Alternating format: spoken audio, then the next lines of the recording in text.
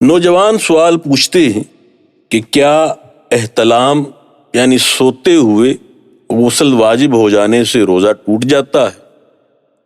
یاد رکھیے، احتلام سے روزہ نہیں ٹوٹتا کیونکہ یہ انسان کے اختیار میں نہیں ہوتا۔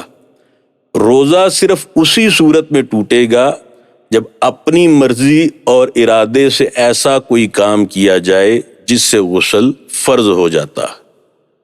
بعض لوگ پوچھتے ہیں کہ کیا روزے کی نیت کرنا لازمی ہے؟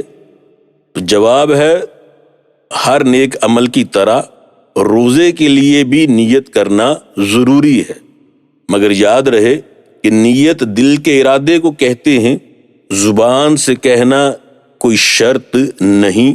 اگر روزے کی نیت کے ساتھ کوئی سحری کر رہا ہے یا کہتا ہے کہ میری روزے کی نیت ہے، تو دل کا ارادہ ہی کافی ہے۔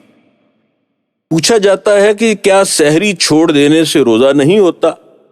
تو جواب ہے کہ سحری سنت ہے، اس کی بہت فضیلت اور ثواب ہے، مگر یہ فرض نہیں۔ سحری نہ کرنے سے بھی روزہ ہو جاتا ہے۔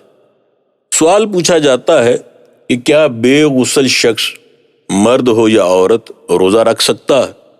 تو جواب ہے جی ہاں، اگر کسی پر غسل فرض ہو تو وہ روزہ رکھ سکتا ہے۔ غسل کے 3 فرائض میں سے 2 فرض یعنی اچھی طرح کلی کرنی ہے غرغرہ سمیت اور ناک میں پانی چڑھانا ہے، یہ 2 کام کر لیجئے اور سحری کر لیجئے۔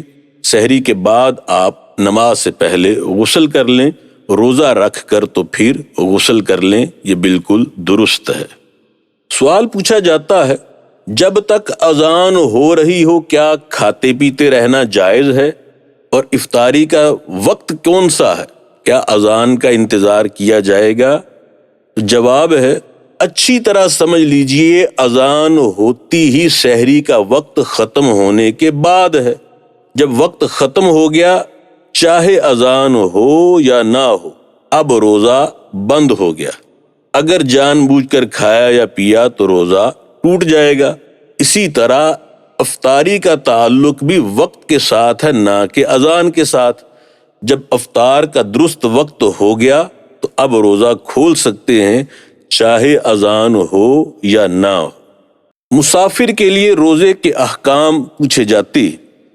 اگر کوئی شخص اپنی آبادی سے باہر کم از کم 92.5 کلومیٹر یعنی 92.5 کلومیٹر سفر کرنے کے لیے نکل گیا ہے، آبادی سے باہر چلا گیا ہے، اور کم از کم سفر کتنا کرنا ہے؟ 92.5 کلومیٹر، تو یہ شخص شرعی لحاظ سے مسافر ہوگا۔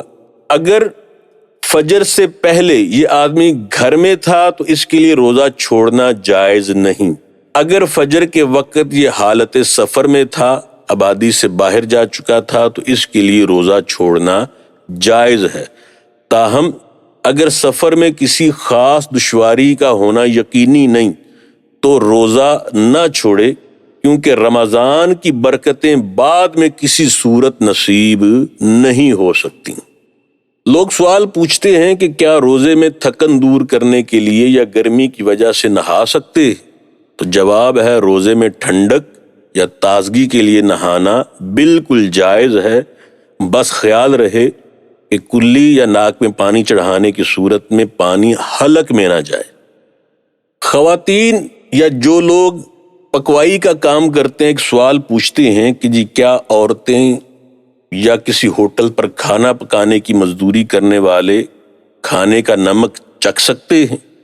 تو جواب ہے جی ہاں، اگر کھانے کی نوعیت ایسی ہے کہ بغیر چکھے کھانے کے ذائقے کے خراب ہونے کا ڈر ہے، جس کی وجہ سے شوہر یا گھر کے بڑے یا گاہکوں کی سخت ناراضگی کا سامنا کرنا پڑے گا، تو چکھنا جائز ہے۔ چکھ کر ذائقہ معلوم کر کے تھوک دے اور کلی کر لیں، ان کے لیے جو یہ کام کرتے ہیں یہ بالکل جائز ہے۔ سوال پوچھا جاتا ہے، کیا جسم میں یا سر میں تیل لگانے سے روزہ ٹوٹتا ہے؟ تو جواب ہے، روزہ نہیں ٹوٹتا، کیونکہ تیل جلد کے اندر جاتا ہے، حلق یا غذائی نالی میں نہیں جاتا۔ جلد میں کسی چیز کے داخل ہونے سے روزہ نہیں ٹوٹتا۔ سوال پوچھا جاتا ہے کہ شوگر کے مریض کو انسولین لگانے کا کیا حکم ہے؟ انسولین کا انجیکشن لگوانے سے روزہ نہیں ٹوٹتا، کیونکہ یہ کھانے پینے کے حکم میں بھی نہیں اور انسولین حلق یا غذائی نالی میں نہیں جاتی۔ جلد میں کسی چیز کے داخل ہونے سے روزہ نہیں ٹوٹتا۔ سوال پوچھا جاتا ہے کہ کیا دمے کا مریض دمے کا انہیلر استعمال کرے تو کیا اس سے روزہ ٹوٹ جاتا ہے؟ تو دمے کی پف لینے سے روزہ ٹوٹ جاتا ہے، کیونکہ دوا کے ذرات حلق کے راستے اندر جاتے ہیں۔ لہٰذا اگر شدید مجبوری ہو تو مریض رخصت لے سکتا ہے اور بعد میں قضا کرنا ہوگی۔